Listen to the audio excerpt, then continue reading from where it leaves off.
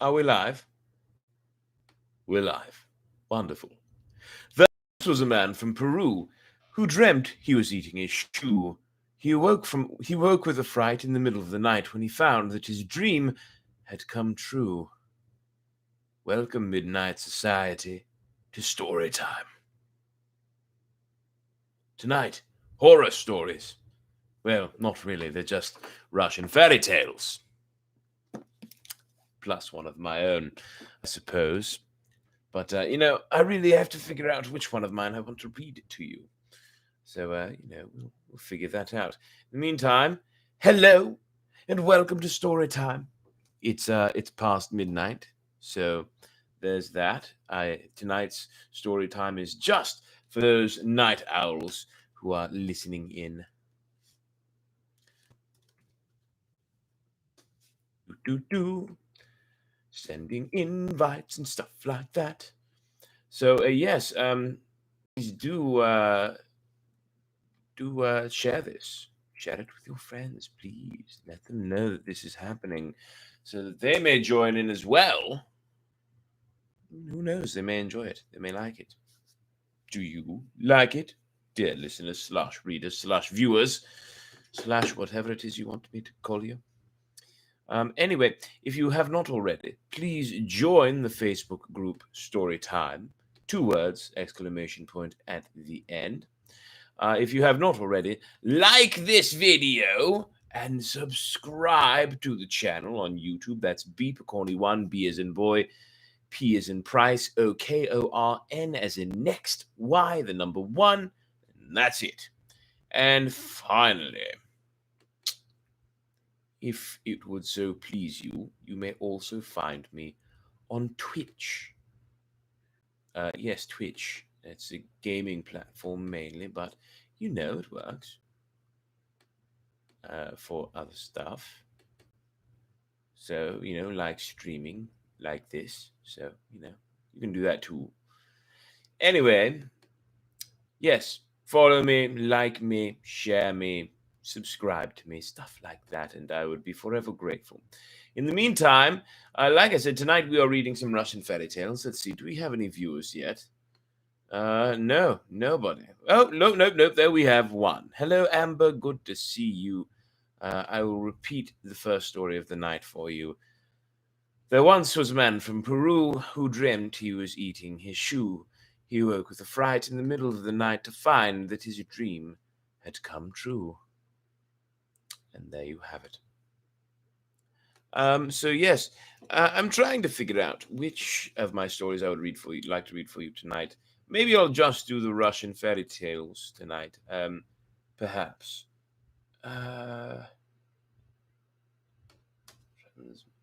You know what? No. I have a fun story. For those of you who are here tonight, I have a fun story of mine that I will read to you, okay? Not many people here tonight, so it's a special treat just for those viewing. Oh, look at that. Already 3 on YouTube now. It just popped right up from 1 to 3. Anyway, going to read some Russian fairy tales, then back down to 2. Blast! Damn the luck. To hell with you all. Just kidding. I love you all. You're great. Thank you for being here. Going to read some Russian fairy tales, then one of my own, then back to Russian fairy tales. I'm going to tell you this now. The one of my own is extraordinarily zany. It's I don't think it's a good story at all, but it's zany and it should be fun. I wrote it my freshman year in college, so if that says anything. Anyway, here we go. This one is called The Fox, the Hare, and the Cock. At least it's not the fox and the hairy cock. There could be another story too. Or it could be the fox with the hairy cock. Who knows? It's too late, I suppose. Anyway, once upon a time there lived a fox and a hare.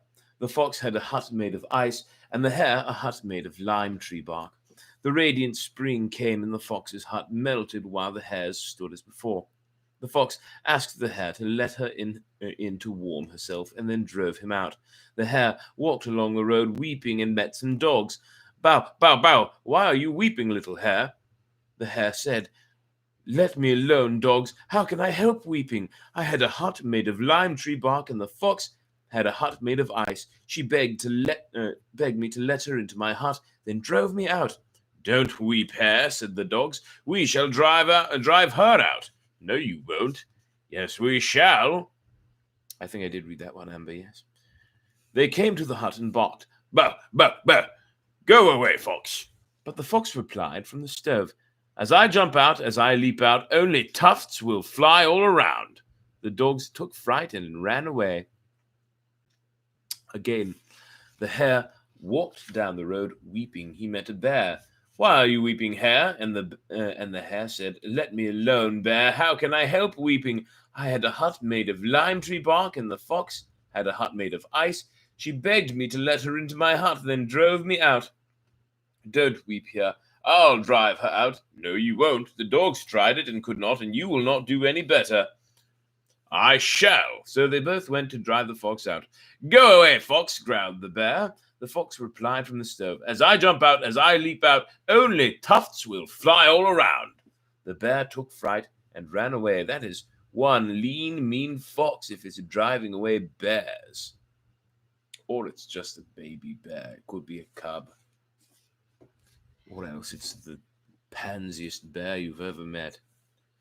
Yeah, the bear in the previous story's bear in this story had its hand cut off by a woodcutter's axe and then proceeded to go and slay the man who killed him as well as the man's wife. So what are you doing that you're letting a lowly fox scare you away? For shame, you have shamed your dojo. Again the hare walked down the road weeping and met a bull. Why are you weeping, hare? Let me alone, bull. How can I help weeping? I had a hut made of lime tree bark, and the fox had a hut made of ice. She begged me to let her into my hut and drove me out. Meh, meh, meh. Let us go there. I will drive her out. No, bull, you won't. The dogs tried it and couldn't. The bear tried it and couldn't, and you will do no better. I shall. They went to the hut. Go away, fox, roared the bull. But the fox replied from the stove, Same as before, same as before. As I jump out, as I leap out, only tufts will fly all around. The bull took fright and ran away.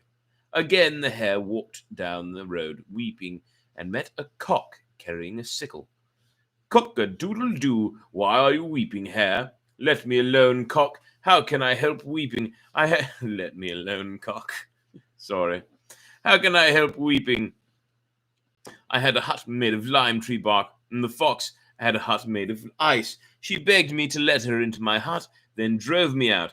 Let us go there. I will drive her out. No, you won't. The dogs tried it and couldn't. The bear tried it and couldn't. The bull tried it and couldn't. And you will do no better. Yes, I shall. They came to the hut. Cock-a-doodle-doo, crowed the cock. I have a sickle on my shoulders. I am going to cut the fox to pieces. Get out, fox. The fox heard the cock, took fright, and said, I am getting dressed. The cock called again, Cock-a-doodle-doo, I have a sickle on my shoulders. I am going to cut the fox to pieces. Get out, fox. The fox said, I am putting on my fur. The cock shrilled for the third time, Cock-a-doodle-doo. I have a sickle on my shoulders. I am going to cut the fox to pieces. Get out, fox. The fox ran out. The cock cut her with his sickle and began to live with the hare and to prosper. There's a tale for you, and a crock of butter for me. I don't know what's with the crock of butter, but, apparently that's a thing. So there we go. There we have it. Moving on. Sorry.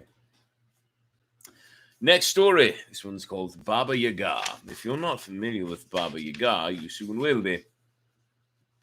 A certain peasant and his wife had a daughter. The wife died. The husband married another woman and had a daughter with her also. His wife conceived a dislike for her stepdaughter, and the orphan had a hard time. Our peasant thought and finally took his daughter to the woods. As he drove in the woods, he beheld a little hut standing on chicken legs. That's right, Baba Yaga is in a hut. It stands on chicken legs. Sorry for that. The peasant said, little hut, stand with your back to the woods and your front to me. The hut turned around. The peasant entered it and found Baba Yaga. Her head was in front, her right leg was in one corner, and her left leg in the other corner. "I smell a Russian smell," said Yaga. The peasant bowed to her and said, "Baba Yaga, the bony-legged one, I have brought you my daughter to be your servant." "Very well, serve me, said Yaga to the girl. "I will reward you for it." The father said farewell and returned home. Baba Yaga gave the girl a basket full of yarn to spin, told her to make a fire in the stove and to prepare everything for dinner. Then she went out.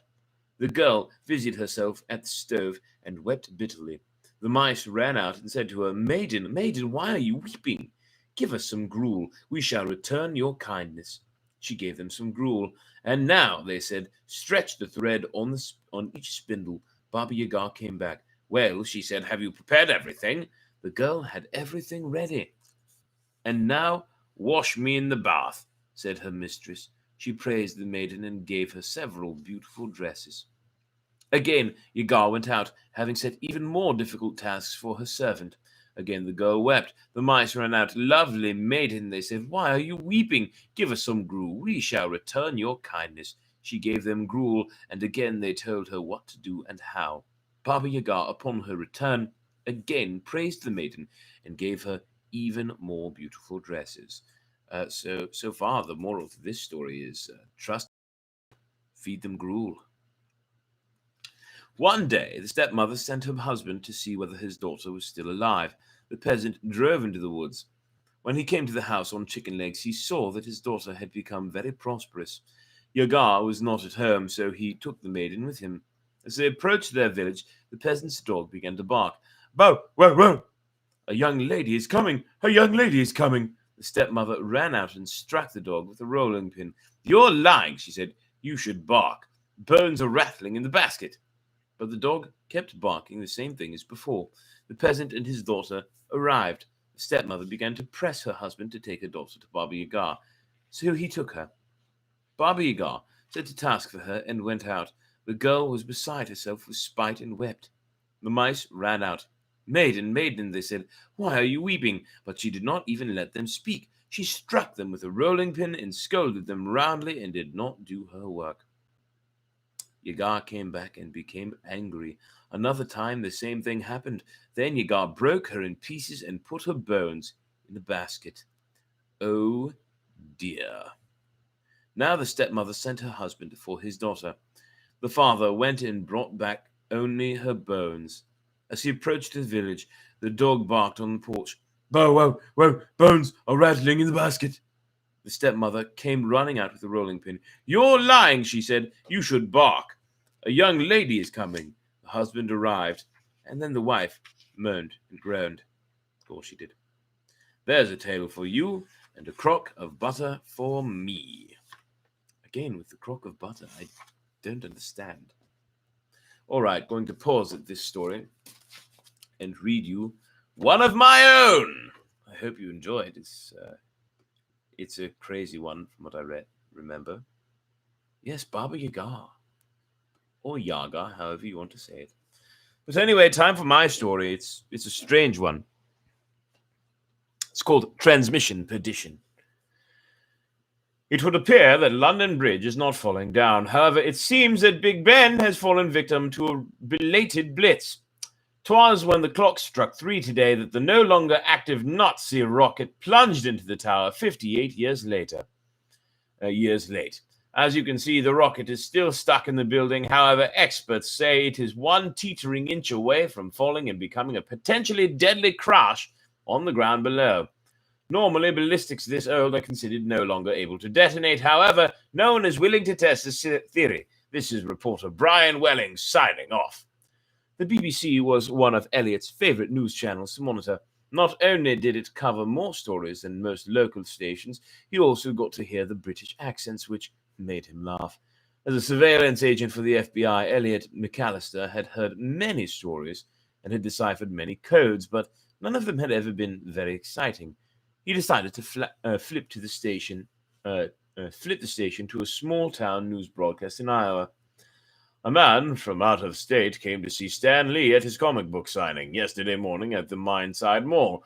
28-year-old Walter Blake brought a copy of comic of a comic book unrecognized by the Marvel magnate, claiming that Lee had stolen his idea. Blake is now suing Lee for $750 million. As you can see, this was written a long time ago. Rest in peace, Stan Lee. Elliot flipped the channel once more to a station featuring a story on Graceland where there happened to have been a theft. Oddly enough, a crazed Elvis fan, those were still around, had dug up Elvis's grave and taken the body from the coffin. Just when he was going to change the channel again, Elliot remembered something. It was a long shot, but he thought he might have found a connection between the grave robbing and the Stan Lee trial. As he flipped the station, he caught a glimpse of the comic that the man at the mall had brought in. It featured a grave robbing at Graceland in the cover. Elliot took a note of this and decided to call his partner and field agent, Russell Dreller. Hey, Russ, are you in Iowa? No, but I'm in Nebraska. Why? What do you have for me? You know how Stan Lee's getting sued for $750 million? Yeah, what about it? I think it's somehow connected to those guys who robbed Elvis's grave. That's all fine and dandy, but right now I'm on the case of the Grain Hill Grinder. Who? They're calling him the Grain Hill Grinder. He's some nutjob who's grinding up wheat farmers in a meat grinder while they're alive. He records it and leaves a tape behind so we can watch it. Mind if I send you a couple of copies to check out? You might be able to spot something we missed. Sure thing, but what about this Elvis thing? That's small potatoes. Nothing the locals can't take care of. All right. Get me those tapes so I can find something. I'm still going to keep an eye out for the Elvis thieves, though. Yeah, you do that. In the meantime, tell us what you find. We really want to get this sick piece of someone standing behind Elliot. Cut the phone line. When he went to turn and see who it was that was standing behind him, Elliot felt a sharp pain in his neck, and the flesh was ripped from him. You only have a few minutes to live in this reality now. Hoorah! Oh, I could sense someone was hot on my trail, smelling foul play. Soon you'll know the truth, and although it may break your heart, you won't ever have to spend the night in the hotel again. Elliot spun his chair as he felt the blood pouring out of him, his consciousness fading fast. His last glimpse of light was accompanied by the sound of a man saying, "Oh." When Elliot woke up, he thought he had been through the strangest dream of his life, yet something was different. He felt stronger, he felt more aware, and he felt cold. He tried to get a word out, but all that came from his mouth was the garbled sound of coagulating blood sputtering out of the hole where his neck had once been. Thank you very much. I'm the best at what I do. They call me Zombie Vampire Elvis, and don't you cry like a hound dog because the hole's gonna heal itself up in a day or two, just you wait. In the meantime, how do you like my handiwork? Elliot had a puzzled look on his face. You were the only one that could have foiled my plot to destroy the world, and now I've turned you into a zombie vampire like me. Oh yeah, maybe I should take care of your friend real quick. Zombie vampire Elvis called Russell, perfectly imitating Elliot's voice. Yeah, hey Russ, I don't see anything on these tapes, just some guys getting ground up. Elliot tried to scream out of his hole. What's that gurgling sound? What's that gurgling sound? Said Russell. Coffee pots on the fritz. Coffee pots on the fritz. At any rate, I'll get back to you if I find anything. In the meantime, send me any more tapes you can. Sure thing, Elliot. A few days passed, and Elliot could once again speak. I'm going to stop you. No. I wouldn't tell you a lie. You can't stop me now. I've got you under my control. Well, what are you going to do with me then? Nothing. Just sit back and watch my plan work. And what is your plan exactly? Simple. I've been doing some things that are highly newsworthy. I will keep causing these disasters, and eventually the media will send the world into mass hysteria, and the people will tear society apart. Tear society as everyone knows apart. Hooah! You won't get away with it. I guess we'll have to wait and see. Until then, watch the king work his magic. Zombie vampire Elvis then made his way out of the room in order to wreak more havoc, leaving Elliot to watch him on the television screens. And that is the end of Transmission Perdition. What the hell did I just read?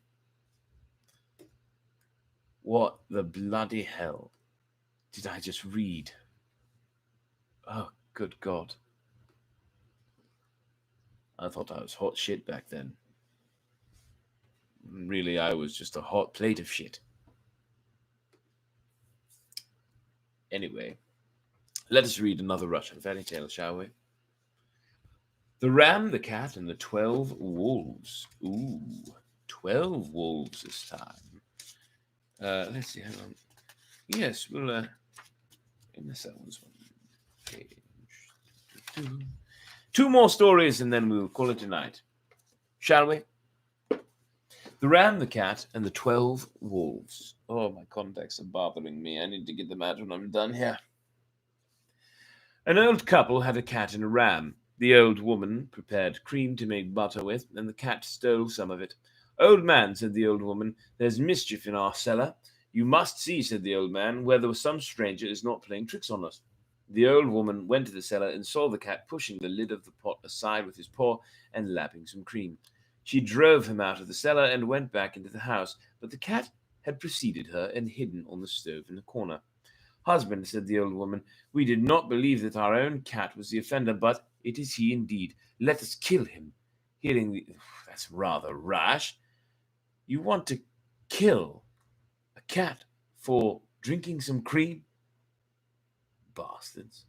Fuck you. Hearing these words, the cat jumped from the stove, rushed to the ram in the stall, and said, Brother Ram, I am to be killed tomorrow, and you are to be slaughtered. The two animals decided to run away from their owner that night. But how shall I do it? The ram asked. I should be glad to take flight with you, but my shed is locked. Never mind, said the cat. He climbed up the door, removed the string from the nail with his paw, and set the ram free. And so they went wandering along the roads. They found a wolf's head, took it up, and continued walking. Then they saw a little fire in the woods at some distance and went straight to the fire. They came up and found 12 wolves warming themselves around the fire. God be with you, wolves. Welcome, cat and ram. Brother, said the ram to the cat, what do we have for supper? We have 12 wolves' heads. Go and choose the fattest. The ram went into the bushes, raised high the wolf's head that they had found on the road, and asked, This one, brother cat? No, choose a better one. The ram raised the head once more and asked, How about this one? The wolves took such fright that they would gladly have run away, but they did not dare do so without first asking permission. 4 wolves came to the cat and the ram, begging, Please let us go get some wood for you. And these 4 left. The remaining 8 wolves became even more fearful than before, thinking since they could eat 12, they would be able to eat 8 even more easily. 4 more wolves asked permission to go for water. The cat let them go. You may go, but come back soon, he said. The last 4 wolves went to get the others, saying, Why haven't they come back? The cat let them go, ordering them even more sternly to come back soon. But he and the ram were really happy that the wolves had gone. The wolves gathered together and went farther into the woods. They met the bear, Mikhailo Ivanovich. Have you heard, Mikhailo Ivanovich, that a cat and a ram who ate 12 wolves? No, my boys, I haven't heard of them. But we have seen this cat and ram ourselves. I too should like to see how brave they are. Mikhailo Ivanovich, the cat is awfully quick-tempered. There is no way of winning his favor. At any moment he may jump on you and tear you to pieces. We are nimble with dogs and hares, but the cat is a different matter. It would be better to invite them for dinner. They sent for the fox and said to her, Go and invite the cat and the ram. The fox began to excuse herself. It's true I am nimble, but I am not good at dodging. They might eat me. Go! There was nothing to be done, so the fox ran to invite the cat and the ram. She came back and said that they promised to come. Ah, Mikhailo Ivanovich, how fierce that cat is! I found him sitting on a tree stump and breaking it with his paws. He was sharpening his knives against us, and he rolled his eyes in the most terrifying manner. The bear was scared, put one wolf on a high tree stump to be the lookout, gave him a piece of rag, and said, When you see the cat and the ram, wave the rag, and we'll all go out to meet them. They began to cook dinner. 4 wolves dragged up 4 cows, and the bear appointed a marmot as cook. The cat and the ram were on the way to pay their visit when they saw the lookout and suspected foul play.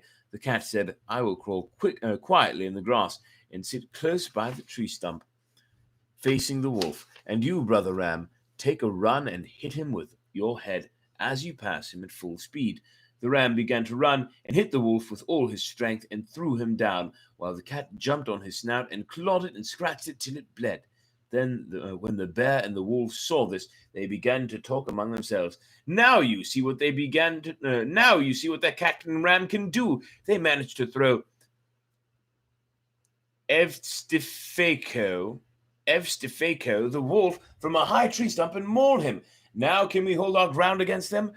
How can we hold our ground against them? Apparently, they do not give a fig for our preparations, and they have come here not to enjoy a treat, but to hurt us. Ah, brothers, wouldn't we do better to hide? All the wolves scattered into the woods. The bear climbed into a pine tree, the marmot crawled into a hole, and the fox hid under the log. The cat and ram fell upon the prepared feast. As the cat ate, he kept mewing. Not much, not much. Then he happened to look back, saw the marmot's tail sticking out from the hole, took fright, and jumped into the pine tree.